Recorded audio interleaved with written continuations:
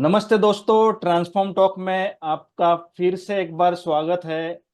और आज हमारा जो टॉपिक है वो है कविता जी से ही हम डिस्कस करेंगे कविताओं के बारे में। Right Kavita ji? Yes Vikram ji and thank you so much कि आज आपने इस डिस्कशन को चुना। तो I am very excited. Yes yes yes, Kavita ji आपने एक नया यूट्यूब चैनल शुरू किया है दिल की बात करके। तो यस ये क्या है? थोड़ा हमको इसके बारे में जरा बताइए। विक्रम जी, कविता कुमारी और चैनल हैंडल का नाम है कविता दिल की बात। ये एक यूट्यूब चैनल है जो मैंने अभी जस्ट जनवरी एंड में मैंने स्टार्ट किया था। हम्म। और इस चैनल पे बेसिकली जो मेन इंटेंशन है वो है मेरी कविताओं को लोगों तक पहुंचाना, और या फिर अपनी कविताओं के जरिए एक ह्यूज ऑडियंस तक पहुंचना। ये एक मेन पर्पस है। और क्योंकि यूट्यूब एक ऐसा प्लेटफॉर्म है जो कि हमें एक एक जरिया देता है कि हम बहुत सारे लोगों के साथ अपनी बातों के साथ कनेक्ट कर सकते हैं। तो अगर मैं बात करूं कविताएं लिखने की, तो मैं बहुत ही छोटी उम्र से लिख रही हूँ। When I was 10 year old. अरे वाह, बढ़िया। जब मैं 10 साल की थी तब मैंने अपना पहला कविता लिखा था। And there there is a person behind this, जिसने मुझे इंस्पायर किया था या जिससे मैं इंस्पायर हुई थी। तो तब से मैंने लिखना स्टार्ट किया था, सिंस चाइल्डहुड। और तब से मैं लिख ही रही हूँ। मेरे पास बहुत सारी डायरिया है जो कि भरी हुई है। वाह। आ, तो डायरियों में तो रहती है, बट अभी के टाइम में जब हमारे पास सोशल मीडिया प्लेटफॉर्म्स हैं, तो जब मैंने सोचा कि क्यों ना एक चैनल स्टार्ट किया जाए जहाँ पे मैं अपनी पोयम्स को, अपनी कविताओं को शेयर कर सकती हूँ विथ ह्यूज ऑडियंस। तो इसी इंटेंशन के साथ मैंने एक यूट्यूब चैनल रिसेंटली स्टार्ट किया है, कविता कुमारी के नाम से। और चैनल हैंडल है दिल की बात, कविता दिल की बात। ओके। तो अभी तो स्टार्टिंग जर्नी है। अभी बहुत ही कम सब्सक्राइबर है हमारे मेरे चैनल पे। But yes, there is a hope कि इस चैनल को आगे ग्रो करना है। Let's see. नहीं यस। कविता जी, चैनल तो ग्रो होगा ही होगा, उसके बारे में कोई मुझे शंका नहीं है। और मैंने भी आपके तीन चार कविताएं जो मैं मुझे अच्छी लगी है वो है मन, और फिर एक है ओके। मेहनत तो करनी होगी, और दूसरा बस अपना जैसे बने रहो, अपने जैसे बने बने रहो। रहो।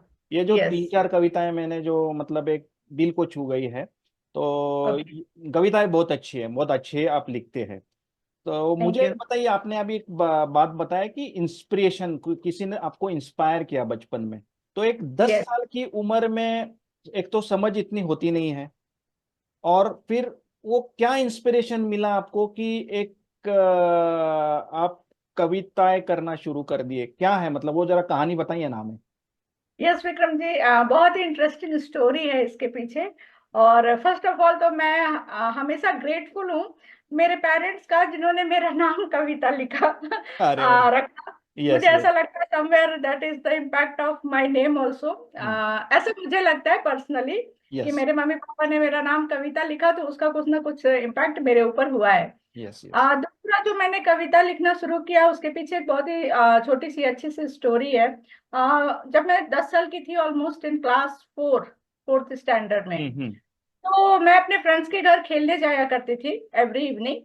तो मेरी फ्रेंड की एक सिस्टर थी, बड़ी सिस्टर थी।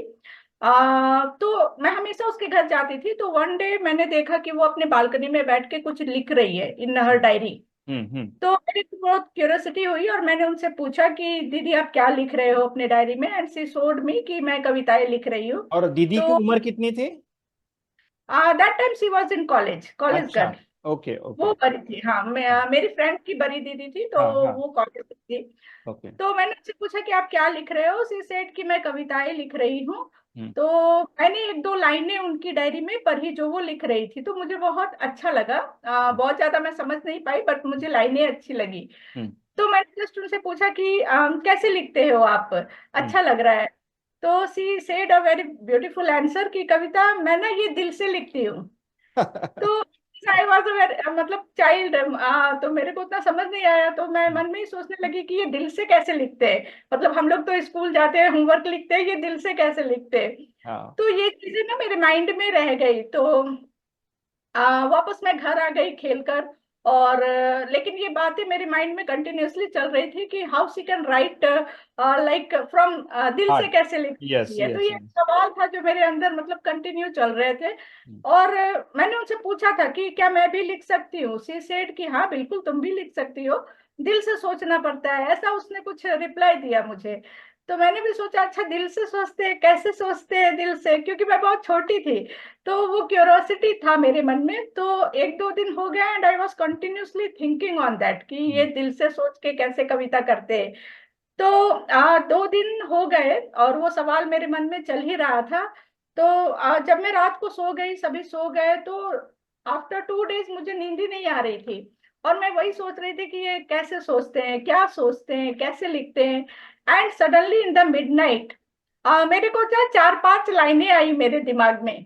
हम्म। तो मैं फटाक से अपने बेड से उठी और अपने टेबल से एक नोटबुक उठाया, पेन उठाया, और नेचर के ऊपर मैंने कुछ 5-6 लाइनें कुछ लिखा था, छोटी सी, अभी मुझे याद नहीं है। बट ये याद है कि मैंने नेचर के ऊपर 4-5 लाइनें लिखी थी। And it made me so much happy. मैं बहुत खुश हो गई और मुझे ऐसा लगा कि मैंने भी दिल से लिखा है कुछ अभी। I waited for the morning and जैसे ही सुबह हुई मेरे पेरेंट्स जागे, मैंने सबसे पहले अपने मम्मी पापा को दिखाया कि पापा ये मैंने लिखा है और मैंने खुद से लिखा है।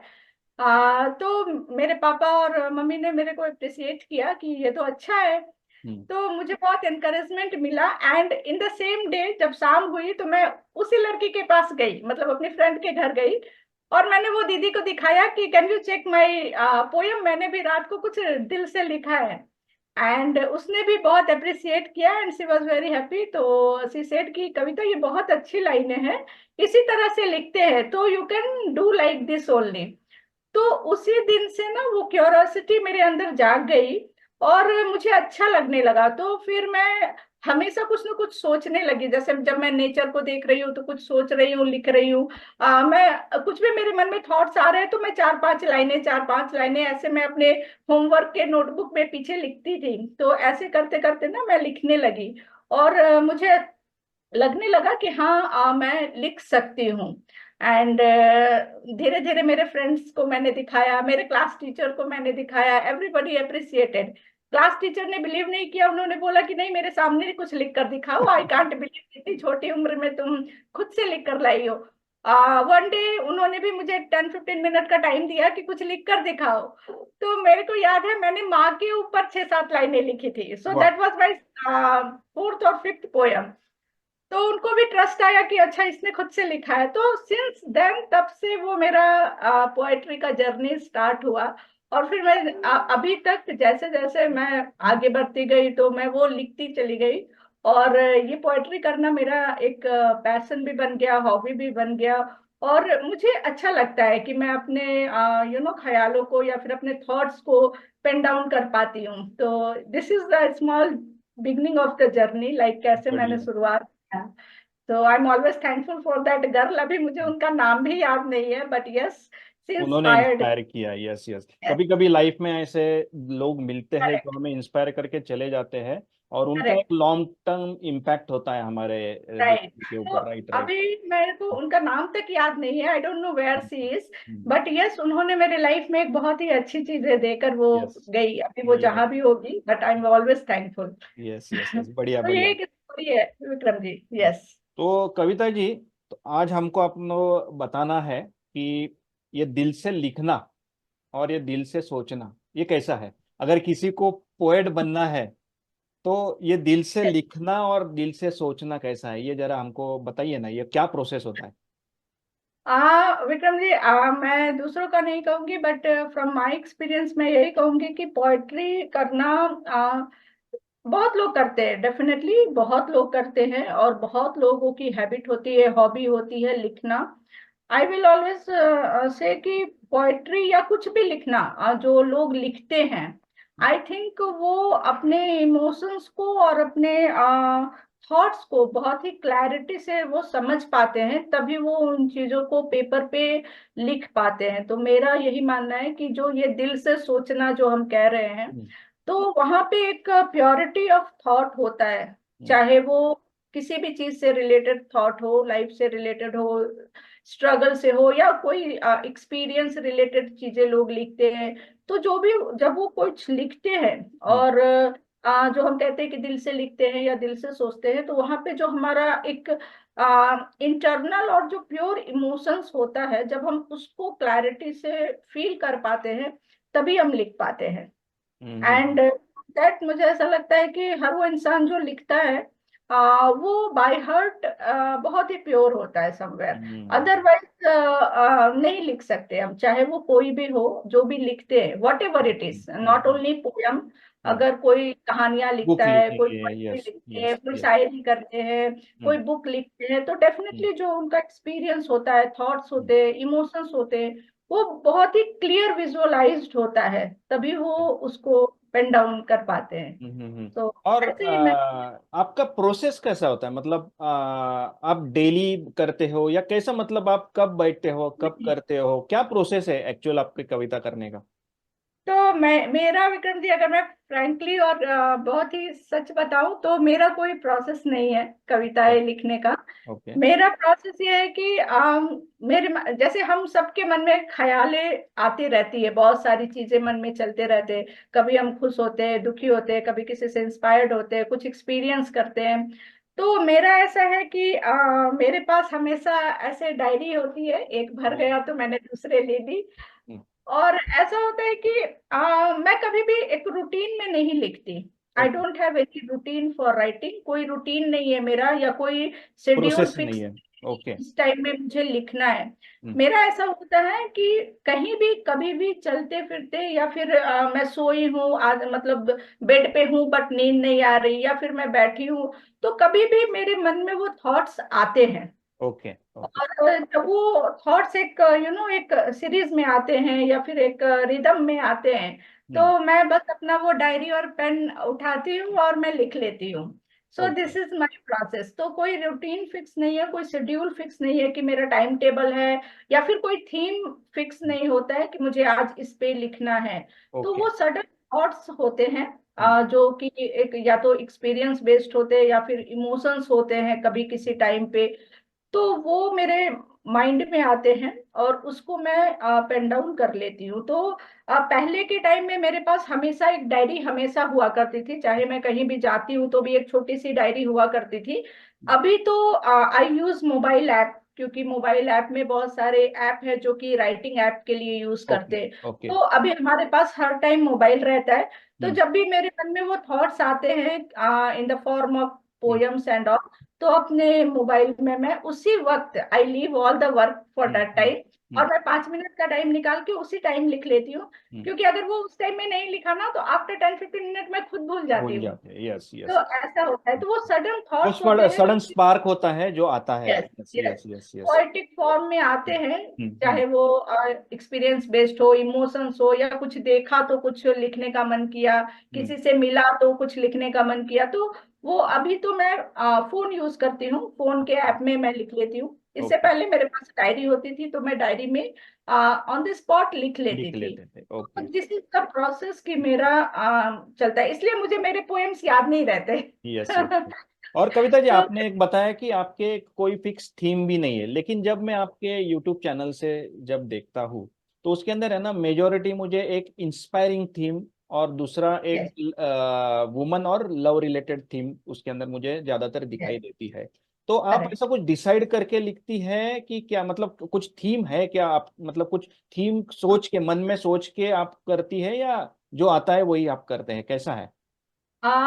विक्रम जी, मेरा ऐसा है कि yes, my most of the poem जो होते हैं, अगर ज्यादातर जो मेरे पोयम होते हैं, तो वो पर्सनली जो थीम बेस्ड होता है वो लाइफ रिलेटेड होता है, हम्म। एक्सपीरियंस बेस्ड होता है, हम्म। इमोशंस से रिलेटेड होते हैं, हम्म। मोटिवेशन रिलेटेड होते हैं, हम्म। एंड लव स्टोरी बेस्ड भी होते हैं। ओके। तो ये चार एरियाज है जिसपे मैं ज्यादा लिखती हूँ। हम्म। नेचर से रिलेटेड भी मैं लिखती हूँ, बट नेचर से रिलेटेड मेरे पोयम्स कम रहते हैं। Hmm. But relation, inspiring, struggles and challenges of life के ऊपर मैं बहुत लिखती हूँ। हम्म। ह्यूमन इमोशंस के ऊपर लिखती हूँ। हम्म। और yes, love story based poem भी लिखती हूँ। तो हम्म। यस, क्योंकि ये सारी चीजों को मैंने मैंने जिया है या मैं जी रही हूँ। सो इन सारी चीजों से मैं बहुत ही कनेक्टेड हूँ। हम्म। तो डेफिनेटली जैसा कि हम सबकी लाइफ में बहुत सारे चैलेंजेस है, बहुत सारी चीजें हम सीखते हैं, बहुत सारी चीजें हुई है, गुड बैड एवरीथिंग। तो हम अपने लाइफ से भी बहुत सारी चीजें सीखते हैं और उसको भी लिखते हैं। तो मेरा भी सेम ऐसा ही है कि जो भी अभी तक जिया है लाइफ में, उसका जो एक्सपीरियंस रहा है उसके बेस्ड पे मैंने बहुत सारी चीजें लिखी है। लव स्टोरी बेस्ड पे भी लिखी है। तो ये सारी चीजें जो है कहीं ना कहीं मेरे लाइफ से भी कनेक्टेड है। और कुछ पोएम्स होते हैं जो कि एक्सपीरियंस से लिखती हूँ या फिर इंस्पायर होके, मतलब मैं खुद कहीं किसी से इंस्पायर होती हूँ तो वो लिखती हूँ।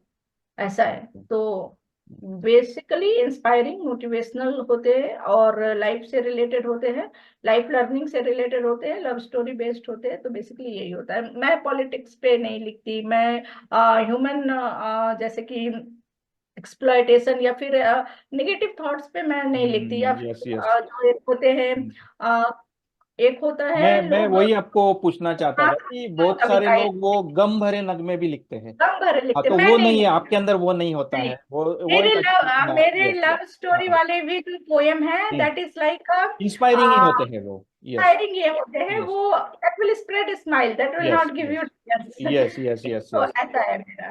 तो मैं हैप्पी हम्म। मोमेंट्स को लिखती हूँ।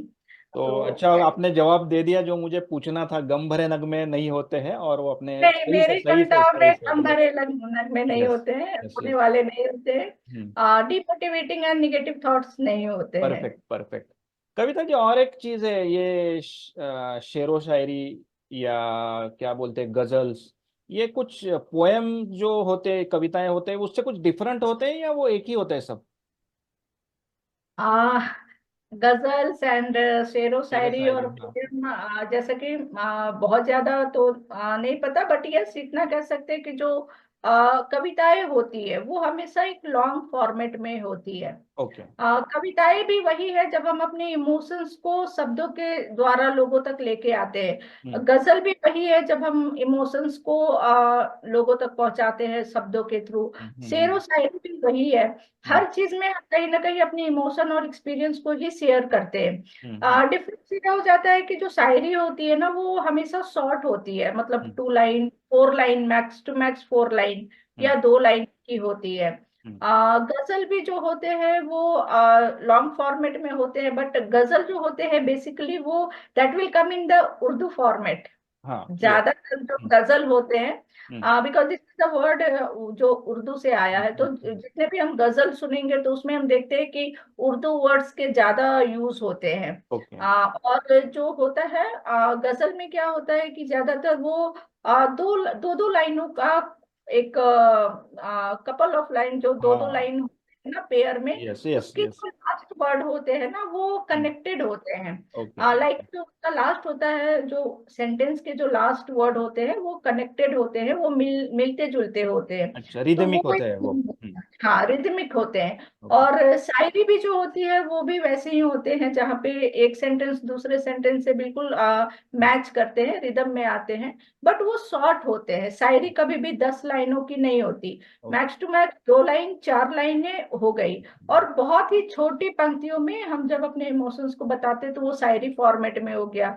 कविताएं शॉर्ट भी होती है, लॉन्ग फॉर्मेट में भी होती है। ओके। और कविताओं में होता है कि हम एक लॉन्ग फॉर्मेट में भी अपने बातों को बहुत ही क्लैरिटी से लोगों तक पहुंचा सकते हैं, किसी भी थीम के ऊपर, किसी भी टॉपिक के ऊपर।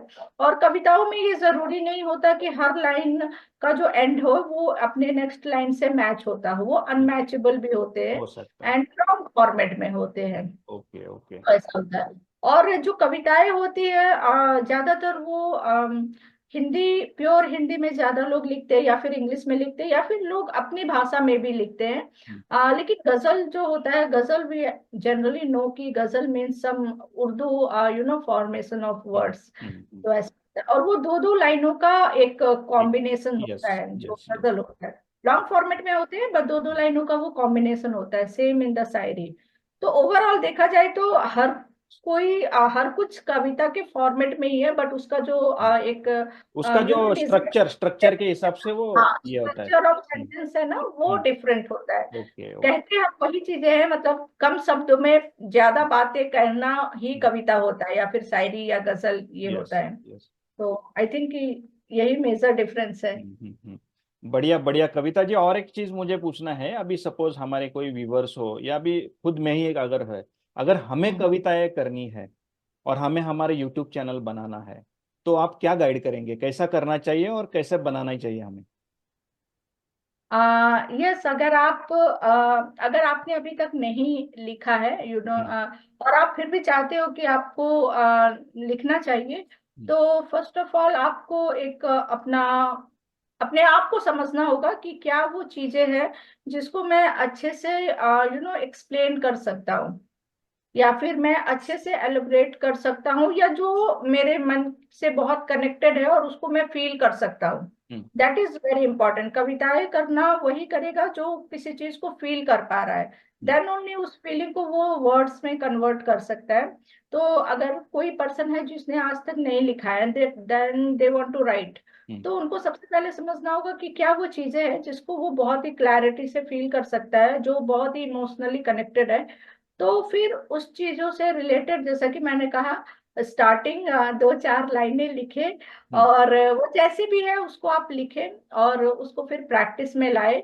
और देन स्लोली जब आपको लगे कि हाँ अब मैं लिखता हूँ, चाहे वो अ, आपको जज नहीं करना है कि मैं क्या लिख रहा हूँ, कैसा लिख रहा हूँ, बट अगर आप लिख रहे हो, देन यस, आप एक चैनल स्टार्ट कर सकते हो। आप वहाँ पे वर्बल प्रेजेंटेशन में भी आप डाल सकते हो। अगर आप यूट्यूब में हो तो वीडियो के थ्रू डेफिनेटली आपको अपना पोएम डालना चाहिए। और अगर आप अदर प्लेटफॉर्म लेते हो जैसे कि इंस्टाग्राम है, तो वहाँ पे बहुत सारे लोग एज ए पोस्ट भी डालते हैं, और सिर्फ राइटिंग होती है, तो वहाँ पे वो भी ऑप्शन है। लेकिन आप वीडियो फॉर्मेट अगर चुन रहे हैं, यूट्यूब प्लेटफॉर्म चुन रहे हैं, तो वहाँ पे इट विल बी बेटर कि अगर आप अपने फेस के साथ वहाँ पे आए, yes because yes. People will recognise you कि हाँ ये वर्ड्स किसके हैं। हम्म, तो वो बहुत आई थिंक कि जरूरी है। हम्म। तो आप उस तरह से स्लोली स्टार्ट कर सकते हैं। ओके, मतलब आप बोल रहे हैं कि सबसे पहले आप लिखना शुरू कीजिए, आपके थॉट्स यस। आप आपके पेन डाउन करना सीखिए। उसके बाद यस। उसको प्रैक्टिस कीजिए कि वो कैसे आप लिखे। हाँ, वो यस। होने के बाद आप बोलते हैं फिर एक चैनल स्टार्ट करके आप लोगों को आपका फेस लाके वो शुरू करें। आप राइट। शेयर करें। यस। यस। सेकंड, अगर आपको लगता है कि नहीं, आप नहीं लिख सकते, writing is not your thing, तो दूसरा, फिर भी अगर आपको कविताएं पढ़ना पसंद है, जैसे बहुत सारे लोग हैं जिनको कविताएं पढ़ना और बोलना पसंद है, इवन दे आर हाँ। Not writing their own poem, hmm, तो यस, उसके लिए भी आप एक यूट्यूब चैनल स्टार्ट करके, और जो भी आपका मनपसंद थीम है, चाहे वो इंस्पायरिंग हो, लव स्टोरी बेस्ड हो, या फिर एक्सपीरियंस शेयरिंग हो, तो या फिर कोई और जो पोएट है, पोएट है। कवि जो फेमस है, हम्म, और उनकी कविताएं आपको अच्छी लगती है, हम्म, तो फिर आप दूसरे ऑथर के भी पोयम को with their name you hmm. Can share with your audience, एक प्रॉपर वे में बोल के, क्योंकि पोयम को बोलना भी एक इट्स आर्ट है वो। लाइक, जब हम्म, आप क्या बोलते हो तो the word should go to the hmm, people's heart. तो हम्म, अगर आपको बोलना पसंद है और आपको पढ़ना पसंद है कविताएं, तो भी आप एक यूट्यूब चैनल खोल के, आप नहीं भी लिखते हैं तो आप दूसरे ऑथर की कविताओं का एक कलेक्शन बना के यू कैन पोस्ट। लेकिन तो उसके लिए वो, कोई परमिशन वगैरह लगेगा कविता जी, नहीं तो कॉपीराइट आ जाएगा? हाँ, उसके लिए परमिशन लगेगा, और अगर आपको कॉपीराइट नहीं लेना है तो आप मेंशन कर सकते हैं उस ऑथर का नेम, अच्छा। कि आज मैं ये जो पंक्तियां है इस हम्म, कविता के, हम्म, इस कवि के कविताओं से ली गई है। तो अच्छा। वैसा करने से हमें पता रहता है, या फिर यूट्यूब को भी पता रहता है कि this is not the real content, लेकिन हम्म, किसी ने कहीं से लेके उसको ऑडियंस तक पहुंचाया है। अभी हम्म, जैसे हरिवंश राय बच्चन है, एक बहुत ही फेमस हमारे कवि हैं, हम्म, उन्होंने बहुत सारी कविताएं लिखी, बट आई डोंट थिंक कि बहुत सारे लोगों ने उनकी सारी कविताएं पढ़ी है। हम्म, लेकिन अगर मेरे पास उनकी कलेक्शंस है, तो मैं उनको डेडिकेट करते हुए एक चैनल स्टार्ट कर सकती हूँ कि इस चैनल पे मैं हरिवंश राय बच्चन के ही पोएट्री को लोगों तक पहुंचाऊंगी। पहुंचाऊंगी। तो अगर मैंने उनका नाम मेंशन किया, उनकी कविताओं में उनका टाइटल मेंशन किया तो डेफिनेटली फिर वहां पे वो और उसके बाद कॉपीराइट खुद का एक्सप्लेनेशन होगा हर पंक्तियों के होगा। बाद। Yes right right yes, right, जैसे तो कि वैसे अभी आप कर सकते हो। हाँ, यस, जैसे कि अभी बुक्स के आते हैं ना यूट्यूब हम्म। चैनल पे, जो बुक रिव्यू बुक रिव्यू की आते हैं। समरीज आते हैं, तो वो हम्म। बताते हैं कि कौन से ऑथर की कौन सी बुक की समरी मैं यहाँ पे आपको एक्सप्लेन कर रहा हूँ। इन द सेम वे अगर हम पोएट्री करना चाहते हैं तो हम बता देंगे कि मतलब इस ऑथर के इस बुक से ये लाइनें ली गई है। तो ऐसे करके भी हम एक पोएट्री चैनल स्टार्ट कर सकते हैं, और अगर आप अपना लिखते हैं तो डेफिनेटली आप स्टार्ट कर सकते हैं। ऐसा बढ़िया है। कविता जी। और ये कविता जब हम करते हैं तो हमारा कोई पर्सनल ग्रोथ वगैरह के इसमें कुछ हेल्प होता है इसके अंदर? डेफिनेटली बहुत होता है, बहुत ज्यादा होता है। यस, कैसे? मुझे ऐसा लगता हाँ। है कि जब हम इमोशनली सोचना शुरू करते हैं, और जब हम किसी चीजों को बहुत ही क्लैरिटी से फील करते हैं, तो जो हमारा पर्सनल ग्रोथ है वो डेफिनेटली होता है। सबसे पहले तो हमारा थिंकिंग लेवल हम्म। वो बहुत बढ़ता है, and that also in a deep form. Hmm. आप जब कुछ लिखना शुरू करते हैं तो आप फील करेंगे कि आप बहुत ही क्लैरिटी से डीप थिंकिंग में जाते हैं, और उसके बाद आप जो महसूस करते हैं वो आप लोगों से कहते हैं या फिर लिखते हैं। तो हमारा थिंकिंग लेवल बहुत अच्छा होता है।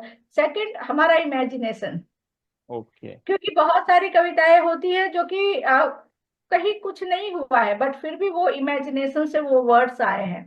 हम्म। तो वो इमेजिनेशन हमारा जो होता है वो बहुत अच्छा डेवलप होता है, कि हम इमेजिन करना सीखते हैं चीजों इमेजिनेशन को। मतलब एक थिंकिंग पावर बढ़ जाती है। पावर, यस, हम्म। डेफिनेटली। अब जैसे मैं पॉजिटिव पॉजिटिव पोएम्स लिखती हूँ, तो हम्म। डेफिनेटली मैं पॉजिटिव ही इमेजिन करती हूँ विक्रम जी। अगर मैं नेगेटिव करूंगी तो मैं नेगेटिव ही लिख राइट पाऊंगी, राइट राइट। है ना? और तीसरा ये कि जब हम सोचने का, जब मेरा नजरिया और सोच बदलता है, तो दैट इम्पैक्ट्स पर्सनल लाइफ। अब जैसे मेरा खुद है, मैं पर्सनली अगर मैं बताऊं, तो मैं पॉजिटिव थॉट्स लिखती हूँ, थॉट्स शॉर्ट थॉट्स लिखती हूँ, लॉन्ग फॉर्मेट में लिखती हूँ। कभी कभी वो 2 लाइन की शायरी भी लिख लेती हूँ। तो जब कभी भी मैं डिमोटिवेट होती हूँ, या फिर मैं निगेटिव होती हूँ, या फिर मेरा ऐसा होता है कि मैं लाइफ में एक बैड या फिर एक सैड फेजेस से गुजर रही हूँ, तो कभी कभी ऐसा होता है विक्रम जी कि अपने ही अपने ही चीजों को पढ़ के मैं इंस्पायर होती हूँ, कि अगर मैंने ऐसा लिखा है तो मैं दुनिया को तो बता रही हूँ, तो मुझे भी करना चाहिए। तो यस। बहुत बार ऐसा भी होता है। And sometime like my husband, वो भी मुझे हमेशा बोलते हैं कि तुम लिखती हो, इतना इंस्पायरिंग लिखती हो, लोगों को बताती हो, तो यू शुड ऑल्सो इम्प्लीमेंट। क्योंकि डेफिनेटली हम इंसान है, तो निगेटिव पॉजिटिव सब चीजें आती है, तकलीफें आती है, चैलेंजेस आते हैं। तो यस, होता है कि कभी कभी हम अपनी चीजों को पढ़ के भी इंस्पायर होते हैं कि यस हाँ, यस अगर हम वो लिख रहे हैं तो वो चीजें मेरे अंदर कहीं ना कहीं है। यस। तो आई शुड इम्प्लीमेंट दैट, और मैं करती हूँ। बहुत बढ़िया और चीज आपने कहा कि वो एक सेल्फ इंस्पिरेशन आता है और ये पर्सनल आता है। ग्रोथ में आपको Yes. यूज होता है। एक और चीज मैं बोलूंगी Vikram ji, that is my personal sharing, कि जब से मैंने लिखना शुरू किया है, वॉज वेरी लाइक यंग, 10 साल की थी। तो डेफिनेटली वो जो पॉजिटिव सोचते सोचते और कविताएं लिखते लिखते, वन मेजर जो मेरे अंदर एक बहुत अच्छा चेंज हुआ in the terms of growth जो आप पूछ रहे हैं, वो है पॉजिटिव एटीट्यूड। यस। ये मेरे अंदर एक बहुत, I think this is my power.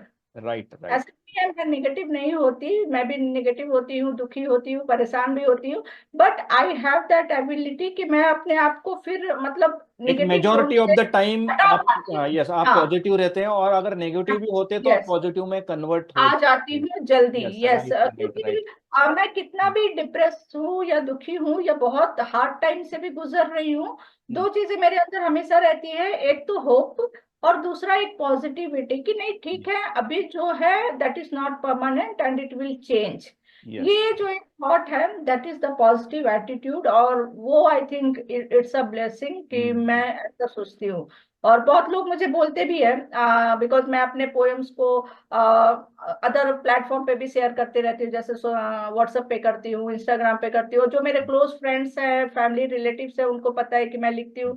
Many of them they give me compliment कि यस कविता, तुम्हारी पोस्ट को पढ़ के ना एक एनर्जी आता है, तो लिखा करो, अच्छा लिखती हो, शेयर किया करो। तो वो एक मोटिवेशन मिलता है कि यस लिखना चाहिए, और सेल्फ मोटिवेशन भी आता है। तो ये सोचते सोचते वो मेरा एक थॉट पैटर्न चेंज हो चुका है लाइफ में। ये जो हमारा ट्रांसफॉर्म टॉक है, इसका जो एंड है हम करेंगे आपके कविता से। तो आपकी एक कविता ओके। ये हो जाए जो आपको बहुत अच्छी लगी है, जो आपने लिखी है।